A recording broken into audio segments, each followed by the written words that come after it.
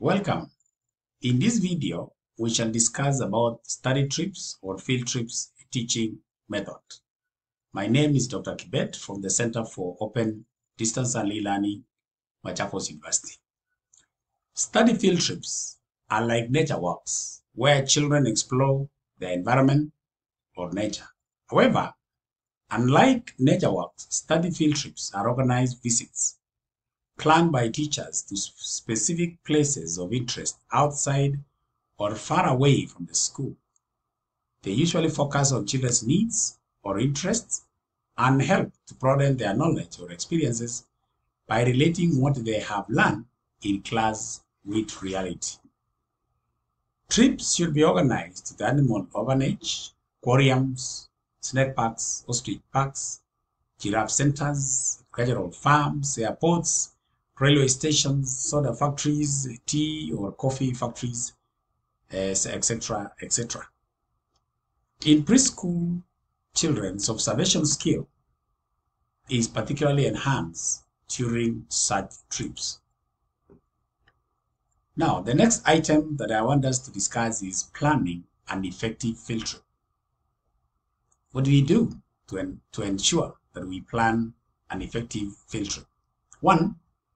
Identify the place to be visited and give justifications or reasons or objective for the trip to this venue, and seek contacts and clearance from relevant authorities from the school, head teacher, parents, or places to be visited. Make a pre-visit to familiarize with the route to follow, the site itself, administration of the site, and the schedule for the visit.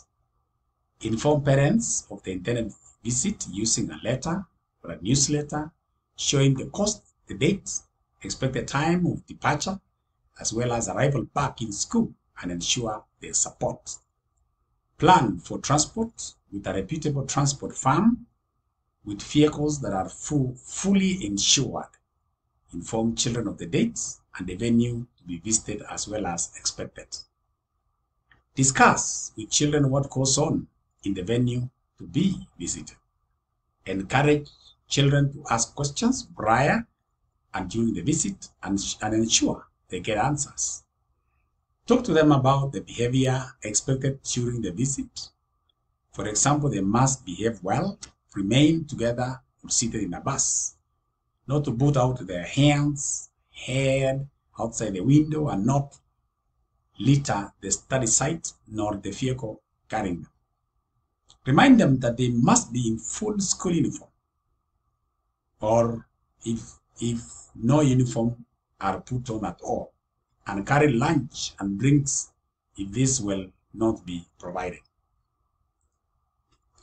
What should be the role of the teacher during the field trips?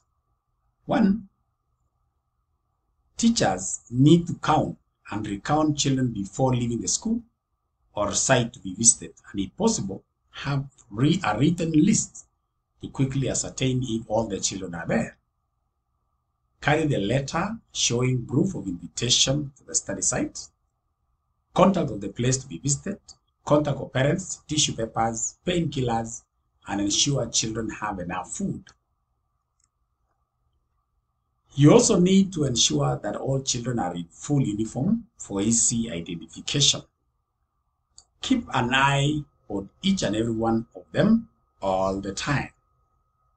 Note down children's questions and seek clarification of question answers so that they can revisit them during follow-up activities after the trip. Ensure a good teacher-child ratio to match the number of children. Get other members of staff to accompany the children for maximum care. Now, have a follow-up activities to reinforce what was learned during the trip. For example, you can engage children in news telling or oral discussion about the trip.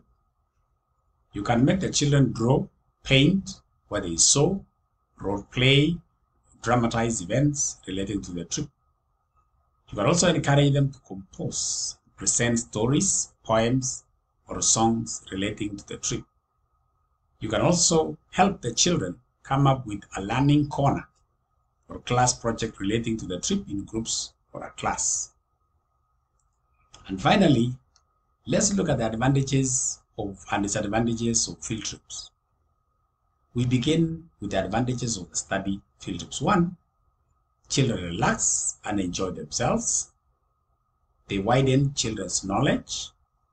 They enhance social interaction. And finally, they provide real learning experience in particular areas of interest. Disadvantages: they consume a lot of time to plan or organize. They require financing by parents or school.